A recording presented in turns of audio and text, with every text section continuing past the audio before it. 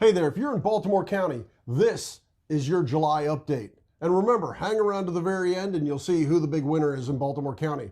This is Grant, Weston, and Jim Bim, and we're Winning Edge Real Estate. So Grant, what's happening in Baltimore County? Thanks for the intro, Dad, and that's a great question. So right now, active listings, we've seen them increase from 1,081 properties all the way up to 1,323 properties for sale. So that's a 22.4% increase compared to June 2025 versus 2026.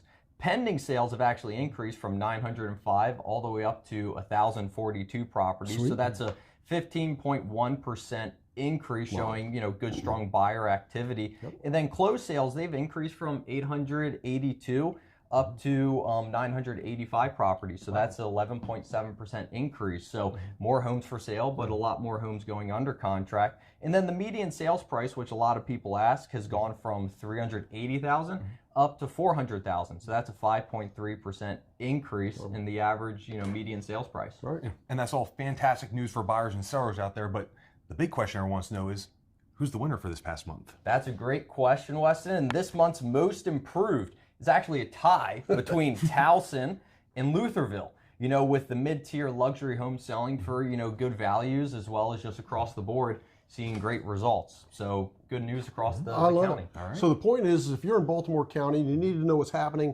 in your neck of the woods, in your town, give us a ring. As you know, it's Grant, Weston, and Jim Bim. We're Winning Edge Real Estate, and we're waiting on your call. Reach out. We're here to help. Have a great day.